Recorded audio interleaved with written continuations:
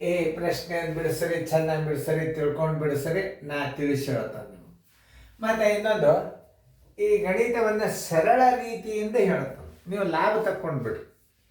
ಆಮೇಲೆ ನಾ ಹೆಂಗೆ ತಿಳಿಸ್ತನೋ ಅದನ್ನು ಲಕ್ಷ ಕೊಟ್ಟು ನೋಡ್ರಿ. ನೀವು ಹೆಂಗೆ ಮಾಡ್ತೀರಿ ಮಾಡಿರಿ, ವಿಡಿಯೋ ಮ್ಯೂಟ್ ಮಾಡಿರಿ, ಮ್ಯೂಟ್ ಮಾಡಿ ನೀವು ಈ ಗಣಿತನ ಬಿಡಿಸ್ರಿ. ತಿಳಿತಲ್ಲ? ಎಲ್ಲರೂ ಬಿಡಿಸೋದಾಯ್ತಾ? ಈಗ ಅದು ನೀವೇನು ತಿಳ್ಕೊತೀರಿ, ಕೊಂಡವೆಲೆ 100 ಎಂದು ತಿಳಿಯುವ ಅಂತ ನೀವು ಬರ್ಕೋತಿದ್ರಿ. ಈಗ ನೀವು ಕೊಂಡವೆಲೆ 100 ಅಂತ ತಿಳ್ಕೊಬಾರ್ದು. ಯಾಕೆ? ಶೇಕಡಾ ಚಿಹ್ನೆ ಇಲ್ಲ. ಯಾವುದೇ ಒಂದು ಗಣಿತ ಒಂದ್ಸಲ ನಾ ಹೇಳೋದು ನೀವು ಸರಿಯಾಗಿ ಲಕ್ಷ ಕೊಟ್ಟು ನೀವು ತೊಗೊಂಡು ಬಿಟ್ರಿ ಅಂದ್ರೆ 100 ಕೊಂಡವೆಲೆ ಇದ್ದಾಗ ಇದು ಬರ್ತದೆ. ಇದು 100 ಕೊಂಡವೆಲೆ ಅಲ್ಲಿಕ್ಕೆ ಬರೋದಿಲ್ಲ. ಯಾಕೆ? ಲಾಭ ಎದರಾಗದ? ಭಿನ್ನ ರಾಶಿ ಒಳಗದ.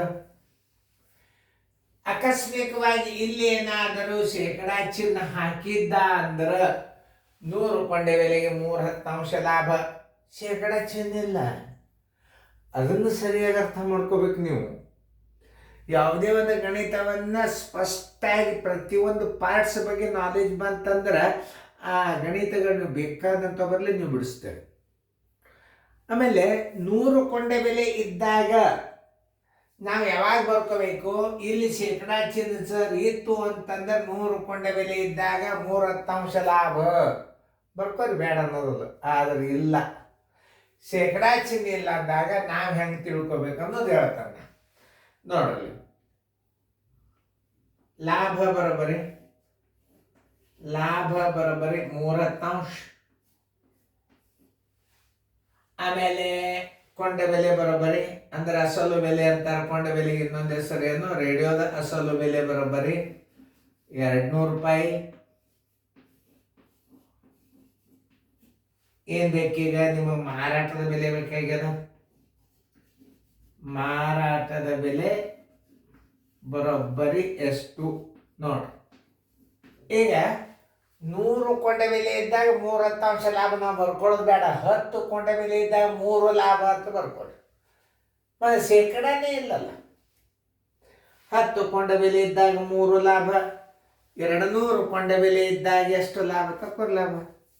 ತಿಳಿತಿಲ್ಲ ನೀವು ಯಾವುದೇ ಒಂದು ಲೆಕ್ಕವನ್ನು. ಅದಕ್ಕೆ ನಿಮಗೆ ಒಂದು ಬರೀ ಶೇಕಡ. ಈ ಮುಂದಿನ ಹಾನಿ ಲೆಕ್ಕ ಭಾಳ ಸರಳ ತಿಳಿತದೆ ನಿಮಗೆ. ಯಾಕೆ? ಉಲ್ಟಾ ಇರ್ತದ.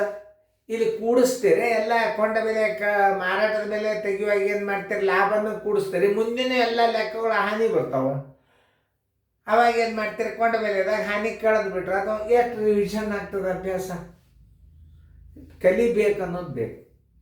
ಈಗ ನಾವು 100 ಕೊಂಡವೆಲೆ ಇದ್ದಾಗ 3/10 ಲಾಭ ಬರಿಬಾರ್ದು.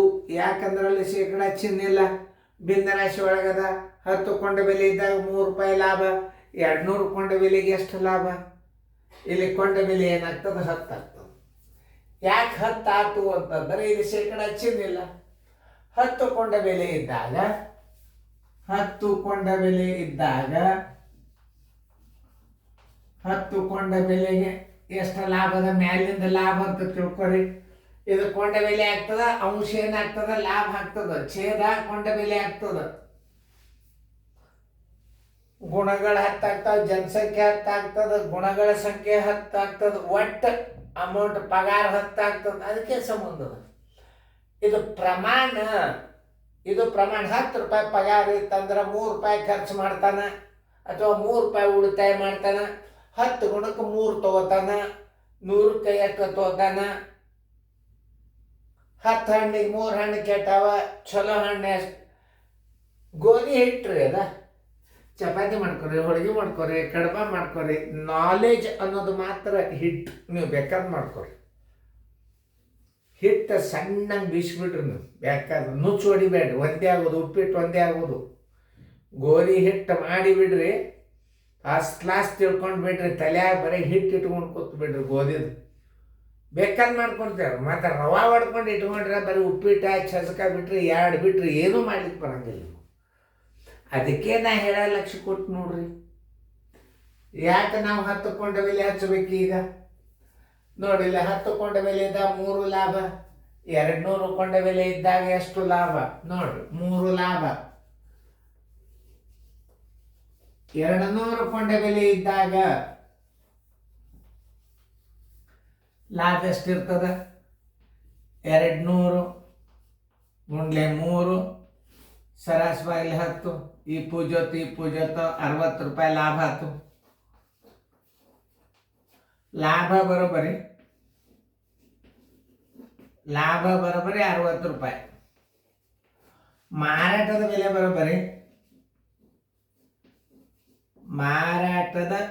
ಬರೋಬ್ಬರಿ ಅಸಲು ಬೆಲೆ ಪ್ಲಸ್ ಲಾಭ,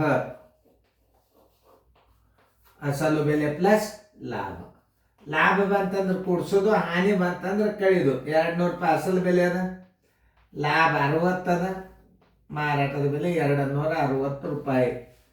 ಆನ್ಸರ್ ಇಸ್ ಈಕ್ವಲ್ ಟು 260 ರೂಪಾಯಿ. ಉತ್ತರ ಸಂಖ್ಯೆ ಎಲ್ಲದ ಹುಡುಕ್ಯಾಡ್ರಿ? A, B. ನಿಮಗೆ ನಾನು ಜನವರಿ ತಿಂಗಳದಾಗ ಡಿಸೆಂಬರ್ ತಿಂಗಳದಾಗ ನಿಮಗೆ ಬಾಯಿನಿಂದ ಹೆಂಗೆ ಹಾಕೋದು ಅನ್ನೋದು ಒಂದು ಸಣ್ಣ ಎಕ್ಸಾಂಪಲ್ ಇದೊಂದು ಇರಲಿ. ಗಣಿತ ಹೇಳ್ತೀನಿ. ಇಷ್ಟೆಲ್ಲ ತಿಳಿಸಿದ್ರಿ ಸರ್ ನೀವು. OMR ಒಂದು ಸುಮ್ ತಿಳಿಸ್ತದೆ ನೋಡ್ರಿ. ಕೊಂಡ ಬೆಲೆ ಎಷ್ಟದ? 200 ಅದ. ಓಕೆ ನೋಡ್ರಿ, ಆ 200 ಏನದಲ್ಲ, ಈ 200 ಇದಕ್ಕೊಂದು 10 ನೀವು ಒಂದು 0 ತೆಗೆದ 23 60, 200 60 ಕೂಡ್ಸಿದ್ರೆ 260 ರೂಪಾಯಿ ಬಂತು. OMRದಾಗ ಹೆಂಗೆ ಮಾಡಬೇಕು? OMRದಾಗ 200 ಅದ ಇಲ್ಲೋ? 200 ಅದ ಅಂದ್ರೆ ಏನು ಮಾಡಬೇಕು? ಅದನ್ನು ಹೊರಗಿಟ್ಕೋರಿ. 200 ಹೊರಗಿಟ್ಕೊಂಡ್ರೆ ಪ್ಲಸ್ ಚಿನ್ನ ಹಾಕ್ರಿ. ಇದೊಂದು 0 ತೆಗೆದು ಬಿಡ್ರಿ, 23 60 ಇದ್ರಾಗ ಕೂಡ್ಸೊಂಡು ಬಿಡ್ರಿ. ಖಲಾಸ್ ಮುಗಿತು, 260 ರೂಪಾಯಿ ಬಂತ. ಇದು ಷಣ್ಮುಖನ ಥಿಯರಿ, ಇದು ಗಣಪತಿ ಥಿಯರಿ, ಇದು ಷಣ್ಮುಖನ್ ಥಿಯರಿ. ಇದು ಷಣ್ಮುಖನ್ ಥಿಯರಿ ಅಂದ್ರೆ ಏನು? ಪ್ರತಿ ಪ್ರದಕ್ಷಿಣೆ ಹಾಕ್ಲಿಕ್ಕೆ ಹೋದ ಗರುಡು ಮೇಲೆ ಷಣ್ಮುಖ. ಗಣಪತಿ ಹಂಗಲ್ಲ, ಅವ ಹಾಕೊಂಡು ರೌಂಡ್ ಹಾಕಿಬಿಟ್ಟು ಹೆಂಗೆ. ಇದು ಏನದಲ್ಲ ಗಣಪತಿ ಥಿಯರಿ. ಇದು ಇಂಥ ಗಣಿತಗಳನ್ನು ನಿಮಗೆ ನಾನು ಒಂದು ಕನಿಷ್ಠ ಪಕ್ಷ ನಿಮಗೊಂದು ಸಣ್ಣ ಹಾಕಿರ್ತಂದ. ಯಾಕಂತಂದ್ರೆ ಈ ಒಂದು ವಿಡಿಯೋದಾಗ ಮಿನಿಮಮ್ ನಿಮಗೆ ಒಂದು 5ರಿಂದ 6 ಗಣಿತ ಕೊಡ್ಬೇಕು. ಯಾಕಂದ್ರೆ ಟೈಮ್ ಭಾಳ ದೊಡ್ಡದು ತೊಗೋಬಾರ್ದು ನಾವು. 5ರಿಂದ 6 ಗಣಿತ ಕೂಡಿಸಿರ್ತಂದ. ಇಂಥ ಒಂದು ಕನಿಷ್ಠ ಏನಿಲ್ಲ ಅಂದ್ರೆ ಎಷ್ಟು ಆಗ್ತಾವೆ ನನಗೂ ಹೇಳಿಕ್ಕಾಗೋದಿಲ್ಲ. ನಾನು ಎಷ್ಟು OMR ಡೈರೆಕ್ಟ್ ಗಣಿತಗಳು ಬರ್ತಾವೆ ಅಷ್ಟೆಲ್ಲ ಕ್ವಶನ್ಗಳನ್ನು ಬರೆದು ಹಾಕ್ತಾನೆ, ಬರ್ಲಿಕ್ಕೆ ಅದನ್ನೊಂದು ವಿಡಿಯೋ ಒಂದು ವಿಶೇಷವಾಗಿ ಮೆಂಟಲ್ ಎಬಿಲಿಟಿ ಅಂತ ತಿಳ್ಕೊಂಡು ನಾನು ವಿಡಿಯೋ ಮಾಡ್ತೀನಿ ನಿಮ್ಮ ಸಲುವಾಗಿ. ಚೆನ್ನಾಗಿ ನೋಡ್ಕೊಂಡು ನಾ ಹೆಂಗೆ ತಿಳಿಸಿ ಹೇಳಿದ ಲಕ್ಷ ಕೊಟ್ಟು ನೋಡ್ರಿ. ಇದಕ್ಕೆ ಶೇಕಡ ಅಂತ ಹಚ್ಕೋಬೇಡ್ರಿ. ಯಾಕೆ ಶೇಕಡ ಚಿನ್ನ ಹಾಕಿಲ್ಲ? 10 ಕೊಂಡ ಬೆಲೆ ಅಂತ ತಿಳ್ಕೊರಿ, 3 ರೂಪಾಯಿ ಲಾಭ ಅಂತ ತಿಳ್ಕೊರಿ. ಲಾಭದ ಬದಲ ಇಲ್ಲಿ ಹಾನಿ ಬರ್ದಿದ್ದ ಅಂದ್ರೆ 10ರೊಳಗೆ 3 ಕಳೀರಿ. 10ರೊಳಗೆ 10 ಕೊಂಡ ಬೆಲೆ ಇದ್ದ 3 ಹಾನಿ, 200 60 ಬರ್ತದೆ. 200ದಾಗ 60 ಕಳೀರಿ, 140 ಬಂದದ್ದು ನೋಡಿದ್ದು. ಹಾನಿ ಆದಾಗ ಉತ್ತರ, ಇದು ಲಾಭ ಆದಾಗ ಉತ್ತರ. ಬರೀ ಲಾಭಕ್ಕೂ ಉತ್ತರ ಹಾಕಿರ್ತಾವ ಹುಡುಗರು. ಎಲ್ಲೇನಿದು ಉತ್ತರ ಬರ್ತದೆ 200 ಇರಲಿಲ್ಲ ಅಂತ ಅಸಲು ಬೆಲೆ ಉತ್ತರ ಹೆಂಗೆ ಇಟ್ಟಿರ್ತಾರೆ ಅನ್ನೋದು ಹೇಳಿಕ್ಕಾಗತ್ತಲ್ಲ. ಇದು ಟ್ರಿಕ್ ಮ್ಯಾಥ್ಸ್ ಅಂತ ಒಂದು ಇಟ್ಟಿರ್ತಾನೆ. ಇಂಥವು ನಿಮಗೆ ಎಷ್ಟು ಗಣಿತನ ಕಲಿಸ್ತಾನಂದ್ರೆ ನೀವು ಟೆಲಿಗ್ರಾಮ್ ಕ್ಲಾಸ್ನೊಳಗೆ ಇರ್ತಾವೆ, ಅವು ಯೂಟ್ಯೂಬ್ದಾಗ ಬರೋಂಗಿಲ್ಲ.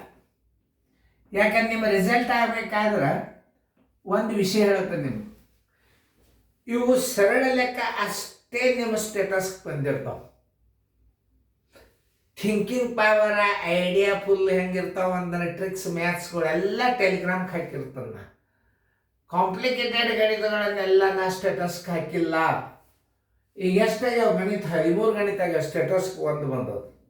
13 ಗಣಿತದಾಗಿದ್ದ ಸ್ಟೇಟಸ್ಗೆ ಬರಂಗಿಲ್ಲ.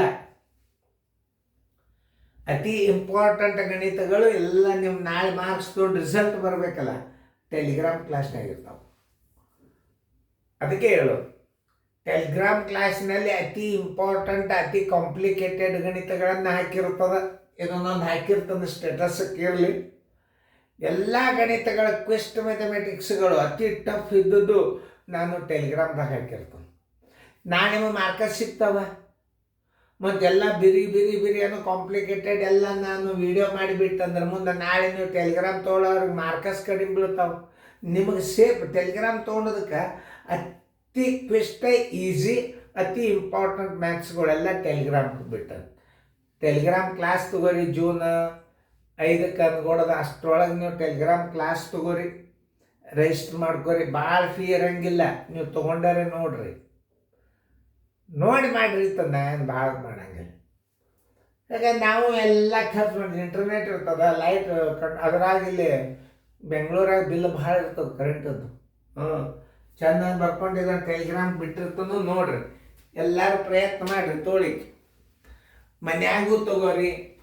ಇದು ಕೋಚಿಂಗ್ ಕ್ಲಾಸಕ್ಕೆ ಇದನ್ನು ಎಲ್ಲಿ ತಗೋತಾರಲ್ಲ ಅಲ್ಲಿ ನಿಮ್ಮ ಹುಡುಗರು ಬಿಟ್ಟರೆ ಏನು ಅಡ್ಡಿ ಇಲ್ಲ, ಅದನ್ನು ತಿಳ್ಕೊ. ಇದು ಜಸ್ಟ್ ಕೋಚಿಂಗ್ ಕ್ಲಾಸ್ ಹೋಮ್ವರ್ಕ್ ಅಂತ ತಿಳ್ಕೊಂಡು ಆಮೇಲೆ ನೀವು ಮನೆಗೆ ಸಹಿತ ನೀವು ತಗೋಬಹುದು ಟೆಲಿಗ್ರಾಮ್ ಕ್ಲಾಸನ್ನು. ಮನ್ಯಾಗೂ ಇಟ್ಟೇ ಬಿಡೋದು ಇದನ್ನು ಹೋಮ್ವರ್ಕ್. ಆಲ್ ಓವರ್ ಎಷ್ಟು ಮಂದಿ ಟೆಲಿಗ್ರಾಮ್ ಕ್ಲಾಸ್ ಎಲ್ಲರ ಮನ್ಯಾಗ ಇವು ಗಣಿತಿರ್ತಾವೆ. ಇವತ್ತು ಈ ಡೇಟಕ್ಕೆ ನಾ ಕ್ವಶನ್ ಪೇಪರ್ ಬಿಡ್ತೀನಿ ಅಂತ ಹೇಳಿದ ಅದು ಎಲ್ಲರ ಮನ್ಯಾಗ ಕ್ವಶನ್ ಪೇಪರ್ ಬಂದುಬಿಟ್ಟಿರ್ತಾರೆ. ನೀವು ಮನ್ಯಾಗೆ ಪೇಪರ್ ತೊಗೋಬೋದು ಹುಡುಗರು. ಟೆಲಿಗ್ರಾಮ್ ಕ್ಲಾಸ್ ಅಂದ್ರೆ ಭಾರಿ ಪವರ್ಫುಲ್ ಆ್ಯಂಡ್ ಕ್ಲಿಯರ್ 100% ನಿಮ್ಮ ಹುಡುಗರು ಮೌಲ್ಯಮಾಪನ ಮಾಡೋದು Joshi video coaching class Telegram class. ಅಲ್ಲಿ ಶಾಲ್ಯಾಗ ಏನು ನಡೀತದೆ ನೀವು ಮನ್ಯಾಗೆ ನೋಡ್ಬೋದು. ಶಾಲೆ ಒಳಗೂ ಇದೇ ನಡೆದಿರ್ತದೆ, ನಿಮ್ಮ ಮನೆ ಒಳಗೂ ಅದೇ ಅಭ್ಯಾಸ ಬಂದಿರ್ತದೆ. ಮಾಡಿ ನೋಡಿರಿ ಇವತ್ತು ಸರ್ ಶಾಲೆಗೆ ಏನು ಕಲಿಸ್ತಾರ, ಎಷ್ಟು ಕಲಿಸ್ತಾರ, ಎಷ್ಟು ಅಭ್ಯಾಸ ಆಯ್ತು, ನಿಮ್ಮ ಟೆಲಿಗ್ರಾಮ್ದಾಗೂ ಬಂದಿರ್ತದೆ ಅದು ಅಭ್ಯಾಸ. ಶಿಕ್ಷಕರ ಸಹಿತ ಅಷ್ಟೇ ಟೈಮ್ದಾಗ ಅಭ್ಯಾಸನ ಮುಗಿಸುವಂಥ ಒಂದು ರಿಸ್ಟ್ರಿಕ್ಷನ್ ಇರ್ತದೆ ಟೆಲಿಗ್ರಾಮ್ದಾಗ, ತಿಳ್ಕೊಂಡು. ಟೆಲಿಗ್ರಾಮ್ ಇವತ್ತು 10ರಿಂದ 1 ಗಂಟೆಗೆ ಈ ಅಭ್ಯಾಸ ಎಲ್ಲ ಕಡೆ ನಡೀತದೆ. ಎಲ್ಲ ಕೋಚಿಂಗ್ ಕ್ಲಾಸ್ನಾಗ ಮುಗಿಸಬೇಕು. ಮುಗಿಸ್ಲಿಲ್ಲ ಅಂದ್ರೆ ಸಂಜೆನಾಗ ಅಭ್ಯಾಸ ಹೋಗಿಬಿಡ್ತದೆ, ಅದು ಬೇರೆ ಬಂದ್ಬಿಡ್ತದೆ.